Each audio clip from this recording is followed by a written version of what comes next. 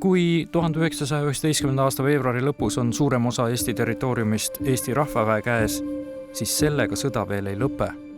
Sõdida tuleb, kuni asutakse läbi rääkima rahu üle. Aga seda veebruaris siiski ei paista. Pigem vastupidi. Nõukogude Venemaa valmistub Pihkvas uueks pealetungiks. Loomisel on Eestimaa Punaarmee. Vägede ülemjuhataja Johan Laidoner leiab, et riigile ja rahvale on kasulik sõda oma piiridest välja viia puhveralale.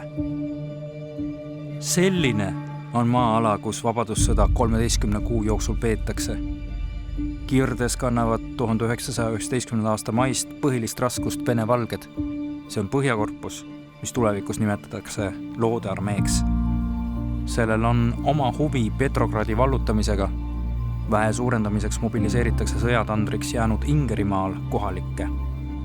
Oudova ja Pihkva suunal saavutab kevadel edu väeüksus, mida juhib Bulak Balahovitš. Põhja-Läti võtavad oma kontrolli alla Eesti rahvaväelased koos Läti üksustega, mis moodustatakse Esimese maailmasõja eest Eestisse põgenenud lätlastest.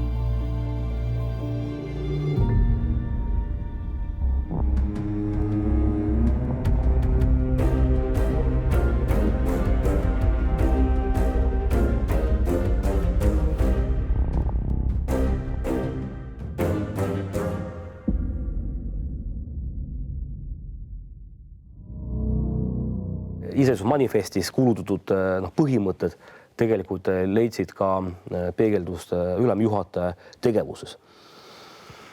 Vabadussõjas rahvust ei loetud justkui oluliseks. Et kõik, kes olid Eesti sündinud, Eesti kodanikud olid kohustatud kaitsma nagu Eesti riiki. Eestlaste hulk rahvaväes kasvab 1919. aasta algul hoogsalt. Oma maa eest ollakse järjest enam valmis sõdima. Tekib võimalus loobuda vabatahtlikena saabunud abilistest, eelkõige majanduslikel põhjustel.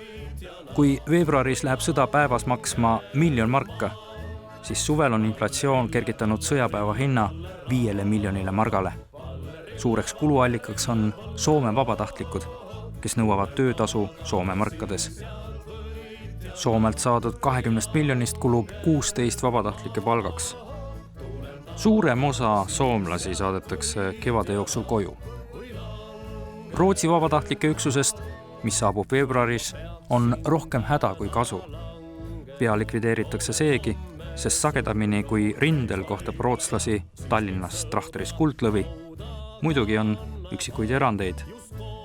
Auga teenib lõunarindel suveni taanlaste väike üksus, kompanii. Nende filmitud materjal on ka ainuke liikuv pilt, mis meieni sõjast säilinud.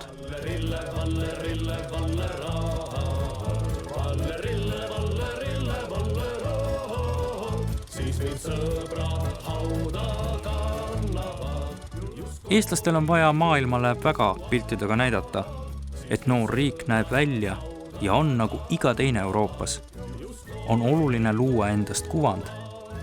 Kohalikud baltisakslased levitavad aga kuuldusi tekkivast enamlikust riigist, sest eestlased on 1919. aasta veebruaris asunud maaseaduse eelnõu kallale, mis ähvardab mõisnikud maast ilma jätta. Mõisasüda jääb alles vaid neile, kes on valmis koos eestlastega Punaarmee vastu võitlema. Balti pataljon moodustatakse tegelikult kodumaa ja vara kaitseks. Sisuliselt vähemalt novembris-detsembris me räägime a la nagu Eesti Kaitseliit. Ja päris Balti pataljonist või Baltenregimist või Balti rügemendist hakkame rääkima alles tegelikult 26. detsembrist. Läbi käib umbes täpselt 1270 meest, kellest siis umbes 920-970, numbrid natuke varieeruvad, olid baltisakslased, ülejäänud olid siis eestlased ja venelased. Eesti riik võttis küll baltisakslaste relvastatud abi vastu, kuid me näeme, et vabadussõjas Balti pataljon oli justkui pinnuks silmis. Balti pataljon, mis oma saksapärase nimeni rügement suuruseks ei saa kunagi, võitleb põhiliselt koos loodearmeega Petrogradi suunal ning seda ei tooda eesliinilt ära kuni sõja lõpuni. Ka hilisemal ordenite jagamisel ollakse nende suhtes kitsimad. Lisaks Balti pataljonile on sakslasi rohkesti meditsiiniüksuses. Väljapaistvaim neist on Tartu Ülikooli korraline arstiteaduste professor Werner Maximilian Zöge von Manteuffel. Ta asub vabatahtlikuna rahvaväkke ja teenib kirurgina Tallinna esimeses sõjaväehaiglas. Sõja alul on ta 61-aastane. Tegemist on legendaarse arstiga, kes võttis kasutusele steriliseeritud kummikindad ning sooritas operatsioone, mis veel aastakümneid hiljem enamasti ei õnnestunud. Ta teenis välja Vabadusristi. Tema üheks oluliseks panuseks oli koolitada sõjaväljal olevaid velskreid. Velskreid on pidevalt puudu. Kokku teenid neid Vabadussõjas üle 600. Neid õpetatakse sõja ajal pidevalt välja. Paraku paljud neist hukkuvad. Velsker Valfrid Lehtmetsa meenutused annavad pildi Velskri tööst suurtüki lahingu ajal. Esimeses pesas olid mõlemad mehed poolenisti mulla ja prahi all, selgadega vastu välisseina, elus kuid meelemärkuseta. Ühel mõlemad jalad alt ära, teisel üks, see tähendab jalgade asemel oli vaid hakklihasegu, mulla, kondi ja puupilbastega. Mul tuli siis meelde kursustelt professor Zöge von Manteufeli seletus, et ilma narkoosita võib opereerida kohe peale õnnetust, kui valutunne ei ole veel tekkinud. Seda ma siis kasutasin.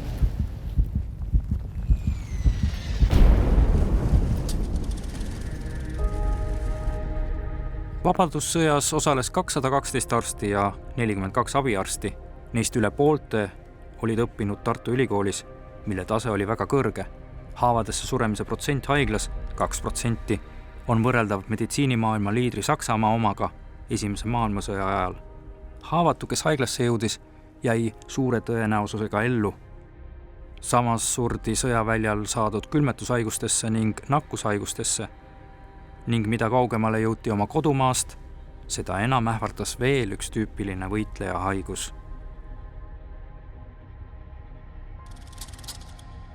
Süüfilis on jälle meil ilmselt kuidagi oma kasvatuse ja hariduse ja taustaga nagu eks ole, kohe hakkavad mingi täirekellad lööma ja on selline väga, tundub väga tõsine teema olevat. Ilmselt ongi, välja arvatud see, et tänapäeval ta jällegi allub ravile, eks ole, pärast antibiootikumide tulekut.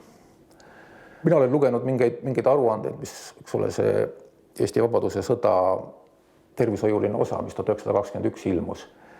Seal räägitakse pigem sellest, professor Baldrock kirjutab, et kuskil, tal oli kokku sõja jooksul, 5000 patsienti. Samas, kaitseväes oli 100 000 meest vähemalt.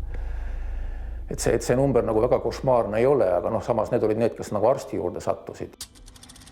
Tripperi ennetamiseks jagati igale sõdurile pakike, mis sisaldas protarkool glütseriini sulatist, puuvilla tombukest ja sublimaatsalvi. Salviga puhastati suguti enne ja pärast suguühet. Protarkooli glütseriini pandi paar tilka sugutisse. Linnaloa saanud pidid tagasi tulles ausalt vastama, kas nad on vahekorras olnud. Peale seda läbiti meditsiinitöötaja järelevalve all profülaktika, kes aga valetas ja hiljem haigestus, võeti valetamise eest vastutusele. 2 korda kuus sooritati regulaarset kontrolli. Sõjaväearstid nurisesid. Lahingute ajal ei saanud nad asu lappides haavatuid, vaheajal suguhaigeid ravides.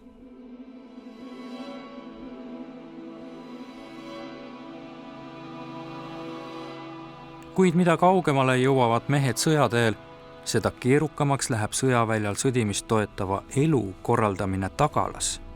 Suurt rolli kandis selles vabatahtlik organisatsioon Ühistöö, mille vedajaks olid naised. Vabadussõja alguses selline haritud Eesti naisterahvas, kellel oli juba ka hariduse olemas, oli tegelikult tihtipeale õpetaja. Ega nad väga palju selle laiemale püünele ei pääsenudki. Aga sellest täiesti piisas, sellepärast, et need õpetajad olid just see kriitiline osa Eesti haritud naistest, kelle õlgadele pärast see ühistöö ikkagi toetus. Ja võiks öelda, et sellest ühistööst nad olid ju poliitiliselt aktiivsed, nad olid nii-öelda kõige juures sellel hetkel. Pärast peale vabadussõda olid need naised poliitikas, olid need naised koolide direktorid. Nad olid selles mõttes täieõiguslikud tegijad Eesti, ütleme siis avalikus elus. Läti vabadussõda kulgeb hoopis teisiti. Seal on lagunenud Saksa keisririigi võitlejatest moodustatud maakaitsevägi Landeswehr ning lisaks veel vabatahtlikest sakslastest Rauddiviis, mis palgatakse Läti valitsuse poolt sõdima Läti vabadussõjas, kuid hakkab vaikselt ellu viima baltisakslaste unistust saada võim tagasi. Soome kodusõja kangelase kindral von der Goltzi juhtimisel algab Lätis 3. märtsil Landeswehri ja Rauddiviisi edukas suurpealetung punastele. Põidust innustust saades kukutavad nad 16. aprillil Liepajas ulmalise rahvusliku valitsuse, asendades selle saksameelse nukuvalitsusega. Nii jääb Eesti kahe tule vahele. Ühel pool Punaarmee, teisel pool kasvav Saksa jõud. Lisaks alustab Punaarmee lõunarindel uut pealetungi. See juhatas sisse sõja nüüd siis juba 3. etapi, milleks olid kevadised lahingud Lõuna-Eestis. See oli kõige hirmsam surve, kui Punaarmee üritas siis likvideerida nüüd juba nagu tagalasse jäänud mingisugust ootamatut Eesti Vabariiki, kelle sõjavägi aina tugevneb. Jõudu Eesti piiridele aina suurendati, tõmmates teda ära jällegi mujalt, kaasa arvatud Kuramaalt, mis võimaldas valgetel jõududel ehk Landeswehril, kellest hiljem küll meie vaenlane sai, aga sel hetkel objektiivselt võttes liitlased, kergendas jällegi nende peale tulekut. Eestlased asuvad kuu keskel lõunarindel vastu pealetungile. 20. märtsil toimub Munamäe juures lahing, kus vaenlasel õnnestub katkestada rahvaväeüksuste vaheline side. Ratsapolgu reamees Peeter Ronk võtab siis sidepidamise enda peale. Tal tuleb liikuda kuulirahe all, kuid öö jooksul õnnestub tal 2 korral viia käsk läbi punaste maa-ala omade üksustele. Munamäe lahinguga hoitakse ära punaste edasiliikumine Võru peale. Peeter Ronk oli üks 20 rindel võidelnud naisest vabadussõjas, õige nimega Anna Vares, kes hiljem abielludes sai Anna Kukeks. Tal oli 5 last, ta küüditati, kuid ta tuli kodumaale tagasi ning suri vaid mõned aastad enne Eesti taasiseseisvumist. Vapruse eest sidepidamisel pälvis Anna ka Vabadusristi. Sideüksuste ja peastaabi vahel oli suurenevate vahemaade tõttu aina olulisem, kuid ometi oli sõja ajal olukordi, kui mõnedest üksustest ja nende liikumisest ei teatud päevi. Vabadussõja edukus sõltus nii mõnigi kord kaabliupist.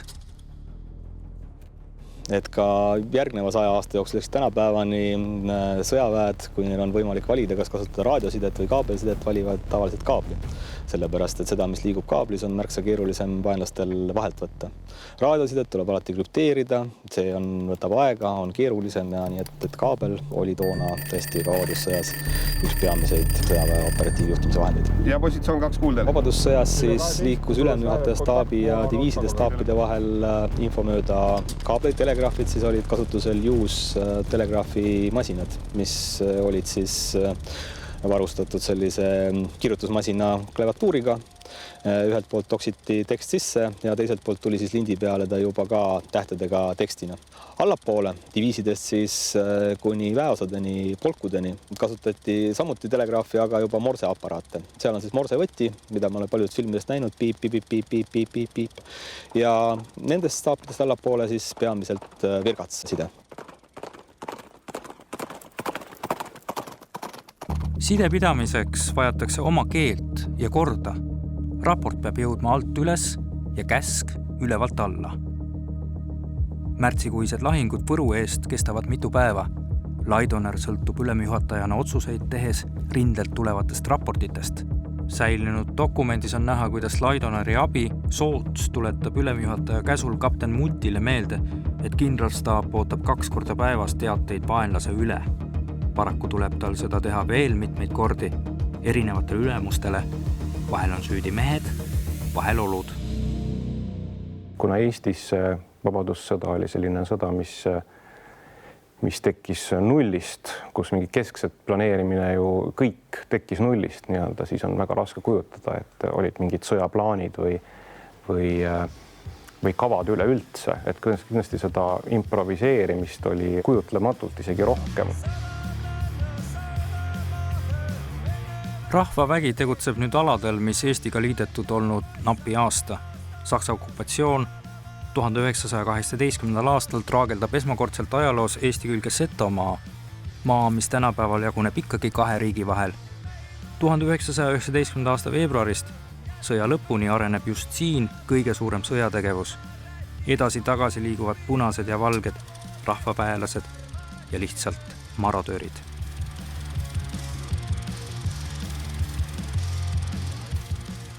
Petserimaal on ka nii, et neid eri kante põlisrahvaste meelsus oli erinev. Kohal nagu rauti, kohal tüülisi rautiilasi, seal tükki olema vereve. Rohelisi oli Vinne ja ka Läti ja võib-olla Seto külamehe, kes lihtsalt oma küla piire lasi kõiki, kes tahtsid regiviiri. Kõik oli väga kirriv. Kirju poliitiline seis muutub aprilli alguses toimuvate valimistega. Parlamendis läheb 80 kohta vasakpoolsetele, mis värvib valitsuse pigem roosaks. Valimised annavad selge sõnumi, mida oodatakse. Oma maad ja rahu. Kui oleks juhtunud, et see asutav kogu oleks parempoolsem, sest see on juba puhas spekulatsioon, tegelikult see ei ole ka võimalik. Ütleme, selles kontekstis ma ei ole päris kindel, kas 20. aasta veebruaris oleks Tartu rahuleping sõlmitud, sest teatud mõttes oli see ka ikkagi ütleme, sotsialistlike parteide, vasakpoolsete parteide selline programmi osa, et võimalikult kiiresti sõda lõpetada. Rahvavägi sõdib endiselt Läti aladel. 27. aprillil toetavad soomusrongid ja soomusauto Kalevipoeg 3. polgu vastu pealetungi punastele Lätis Strentši suunas. Kapten Anton Irv ei malda lahingut eemalt jälgida, kuigi tema positsioon seda isegi nõuaks. Kilomeeter eglest märgatakse punaväelaste rühma. Kalevipoeg avab tule kuulipildujatest ja suurtükist, Irv aga tulistab oma püssist. Vaenlane taandub ja eestlased liiguvad edasi. Irv kõndides auto ees. Ta on harjunud, et kuulid teda ei taba.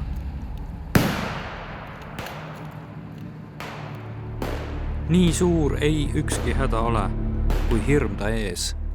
On Irv 10 aasta eest kirjutanud oma vennale saadetud postkaardile. See on ta kreedo. 20 sammu järel saab ta kuuli rindu. Ta on kõrgeim juht, kes vabadussõja ajal langeb.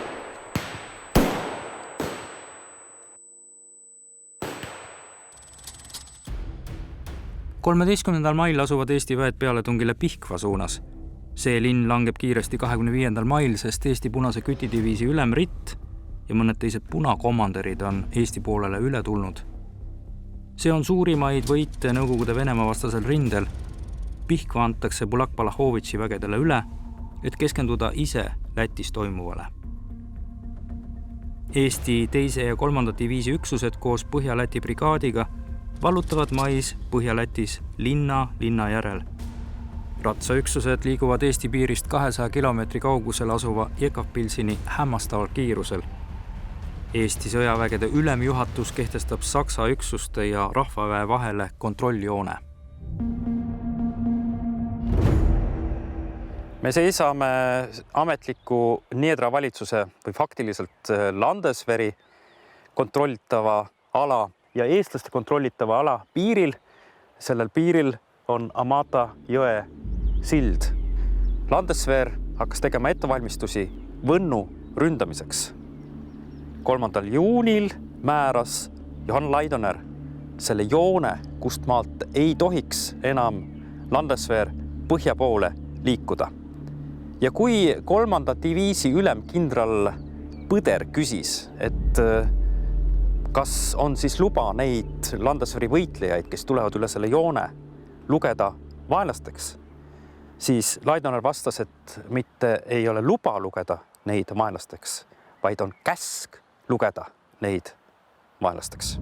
Punaarmeega sõdis Eesti mees sellepärast, et oli tarvis sõdida, oli vaja see pealetung tagasi lüüa. Siis Landesveriga mindi sõdima sellepärast, et taheti sõdida. See elaan, see julgus, see tahe minna sakslastega sõdima, see oli täiesti fenomenaalne ja kedagi eriti ei huvitanud, et tegelik surmaoht hetkel, mis Eesti kohal ripub, on ikkagi punane Venemaa, mitte Landesver, kes hetkel tegelikult üldse Eesti vallutamist ei plaaninud, vaid tahtis endale kuulekat Lätit. Sõda Landesveriga algab 19. juunil, kui Niedra ultimaatumile viia Eesti rahvavägi etnilise piiri taha Läti keelealalt välja ei vastata taganemisega, sest paljude võitlejate etniline piir ongi siin. Need on eestlastega koos võitlevad lätlased. Landesveri sõjast on teada seiku, kus esimese diviisi alluvus olevad mehed teevad väejooksu ja lähevad, liituvad väeüksustega, mis tegutsevad Landesveri vastu. Et meil on teada sellised seiku ja päris mitmeid ja haiglatest põgenemisi. Ja tegelikult ka see Landesveri sõda ise, kus mõlemad pooled ei tunnista sõjavange. Ka see tegelikult määris nii-öelda siis eestlaste Balti-Saksa vahelised suhted. Praeguseks on paljudest lahingutest koosnenud sündmused koondatud ühe mõiste alla – võit Võnnu all. Eesti-Läti ühisvägi, milles 7 eestlase kohta 1 lätlane, saab indu lähenevast jaanipäevast, maarahva suurest peost. Rasked lahingud Veselavas, Skangalis, Limbažis viivad nad üle mägede ja orgude Võnnu alla. Võnnu all leiab aset Baltluse Poltava lahing. 22. juunil kell 23.17 antakse edasi Laidoneri ajalooline käsk. Madu pea peab maha raiutud saama ja selle jaoks peab vaenlast lõhkuma ning Võnnu linn tuleb ära võtta.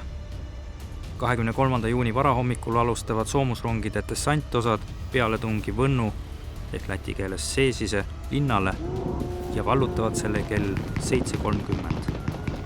Kuid tegelikult mingit Võnnu lahingut ehk võitlust Võnnu linnas pole. Sakslane juba taganeb Riia suunas.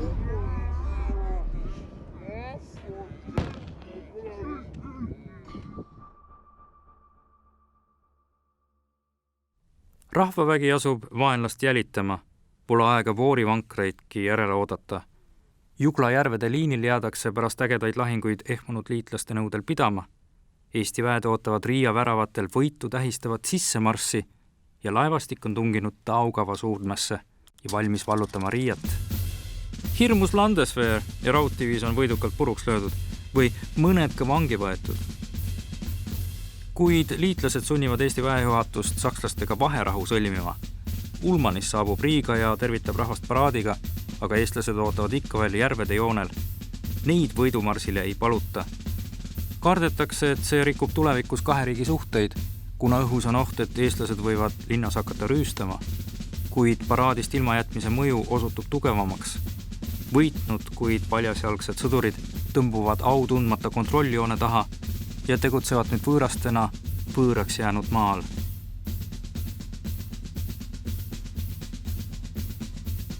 Kui oktoobris kutsutakse eestlasi veel kord Riia alla appi, kus tuleb võidelda Lätit vallutada tahtvate Bermonta-Valovi Vene valgete ja Saksa ühisvägedega, heidavad eestlased lätlastele ette varasemat tänamatust. Lätlased nõuavad aga eestlaste kontrolli all olnud maal tekkinud kahjude hüvitamist. Kokkuleppele ei jõuta, nii jääb eestlaste abi üürikeseks ja lõpuks ometi formeerunud Läti väed saavad ise hakkama. Võõral territooriumil sõdivat Eesti sõdurit on lihtsam oma piiridele lähemale suruda.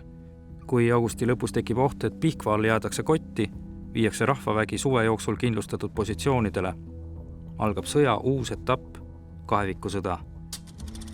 Augustist alates pöörab Viru rinde juht kindral Tõnisson tähelepanu oma kaitseliini kindlustamisele, kus kaevata tuleb mitu liini kaevikuid ja rajada varjendeid, juhuks kui Petrogradil ründavad valged jõud vastu ei pea ja asuvad taganema Eesti poole.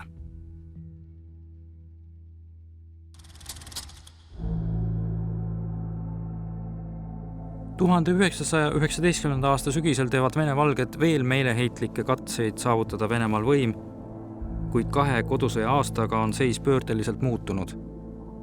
Nüüd hakkavad taganevad valged jõud valguma Eestisse ja toovad endaga kaasa taudi, mis ei küsi ei omadest ega võõrastest, vaid lihtsalt tapab, puhkeb tüüfuse epideemia.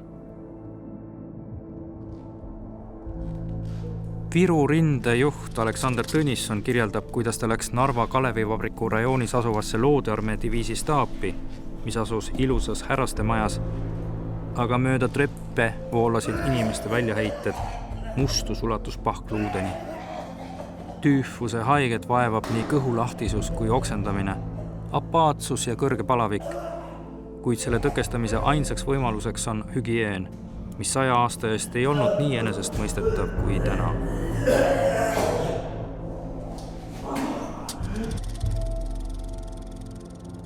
Liitlasvägede vastuseisust hoolimata otsustab Eesti novembris kõik oma territooriumile tulevad Loodearmee sõjaväelased desarmeerida. See on tingimuseks juba vargsi käivateks rahuläbirääkimisteks Venemaaga. Virumaale tuleb eri andmetel paigutada 30 000 kuni 70 000 sõjapõgenikku ja Loodearmeelast. Osa neist paigutatakse soistele aladele, kus pole isegi peavarju. Taudide tõkestamiseks luuakse suletud tsoonid, kust edasi liikumine on lubatud vaid erilubadega. 1920. aasta alguseks oli Eesti territooriumil 10 000 haiget. Eesti kodanikke nakatus 5361.